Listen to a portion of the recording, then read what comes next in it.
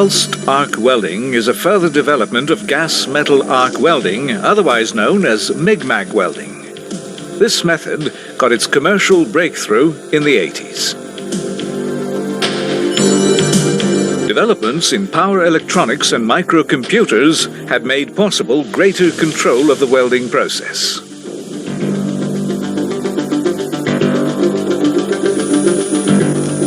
There isn't so much difference between conventional MIG-MAG equipment and that of pulsed arc welding. In principle, an ordinary MIG-MAG power source with a built-in function for pulsing the current is used for pulsed arc welding. Pulsed arc is primarily used for welding aluminium and stainless steel in thinner dimensions. Pulsed arc is also advantageous for welding aluminium in thicker dimensions. Pulsed arc is also used for the welding of non-alloy and low-alloy steels. Pulsed arc welding can be carried out both with solid wire and cord wire. Let's have a look first at what happens in the arc during conventional MIG-MAG welding. The definition of short arc or spray arc welding really depends on how the melted material is transferred from the electrode to the workpiece. In the short arc, the molten material is transferred in large drops, which momentarily short-circuit the arc. These short circuits make the arc unstable, with the risk of spatter occurring during welding.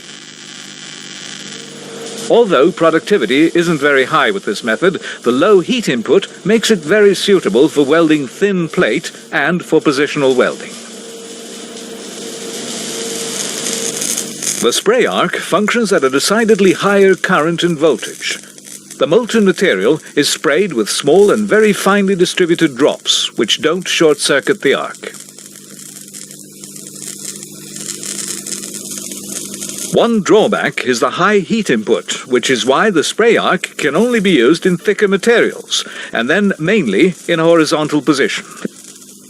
One advantage is the high level of productivity, which is useful for welding multi-pass beads in thicker workpieces.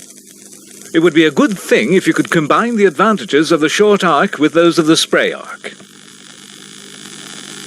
An adjustment of the current and voltage where we end up with something between a spray arc and a short arc results in the so-called mixed arc.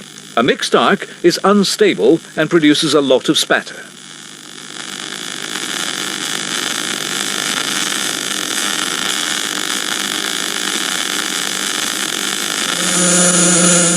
The solution to the problem is pulsed arc welding. In other words, an artificial spray arc. Pulsed arc welding is achieved by pulsing the welding current between a low and a high level, 30 to 300 times per second. This enables such control of the welding process that only one drop of molten filler material is pinched off per pulse.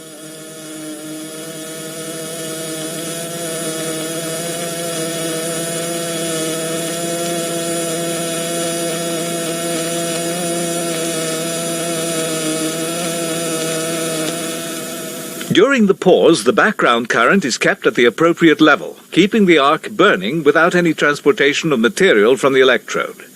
The only thing that happens is that the wire and the workpiece are preheated to a certain extent. During the pulse current, the end of the filler wire melts and a droplet is transferred to the workpiece. This happens without the arc being short-circuited.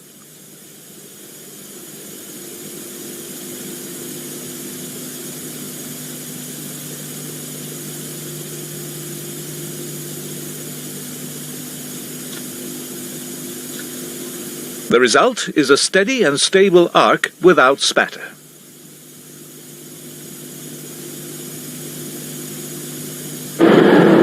This is very important in robot welding, for example, when you have the requirements of high productivity and want to avoid having the extra cost of grinding. Furthermore, there is less spatter attaching to the equipment, which in turn means lower maintenance costs. Additionally, due to the higher heat input, the risk of lack of fusion is less compared with short arc welding. The mean current for pulsed arc welding is kept at a relatively low level, as the background current level is low. The high pulse current enables the melting of thicker wire than is possible with conventional MIG-MAG welding. The price of thicker wire is less per kilo, which also means lower wire costs. Thicker wire also ensures proper feeding of the wire when welding with softer filler material such as aluminium.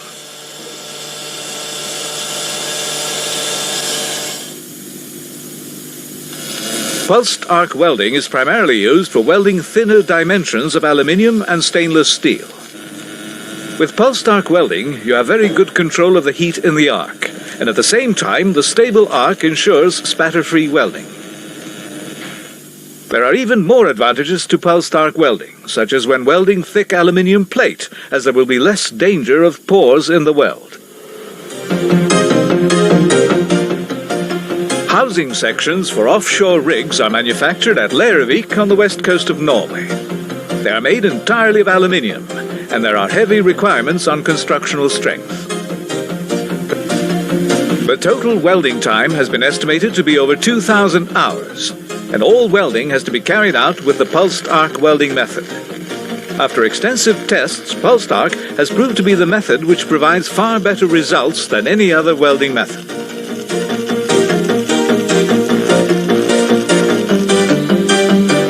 Pulsed arc welding has completely eliminated pores in welds.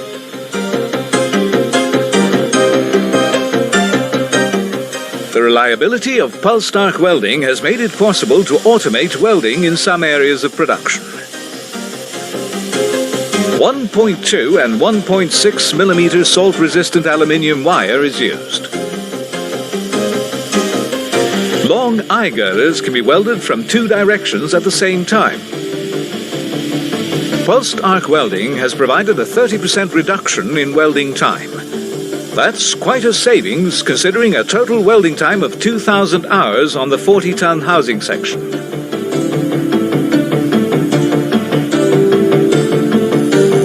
This crude oil preheater is being manufactured at the Lingbo workshop in Sandviken in Sweden. It has to work under very high pressure, and the welds must be entirely void of pores. If you use the pulsed arc, you get a high-quality weld without pores and spatter.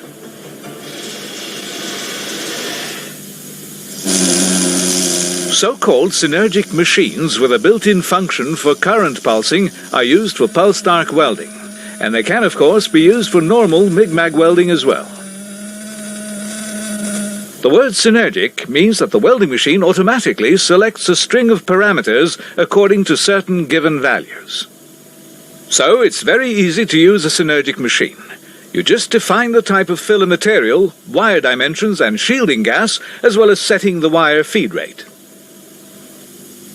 This information enables the machine to select the correct arc voltage and pulsing parameters, such as pulse amplitude and frequency. These powerful bursts of pulse current can cause excessive wear on the contact tip. So it's a good idea to check the tip regularly and see that the gas can flow through it freely.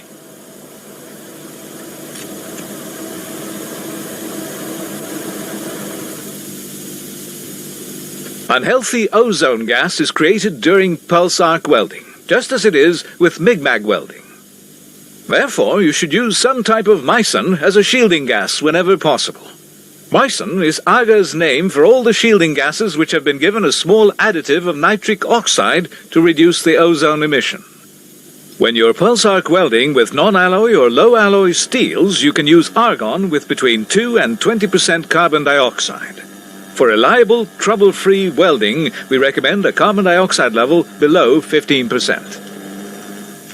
For pulsed arc welding of stainless steel, the same shielding gases are used as with conventional MIG welding. This means that they contain argon or argon-helium mixtures with a maximum of 2% oxidizing additive of oxygen or carbon dioxide. It's advisable to use mycin or argon for the pulsed arc welding of aluminium. You can also use a mixture of argon and helium.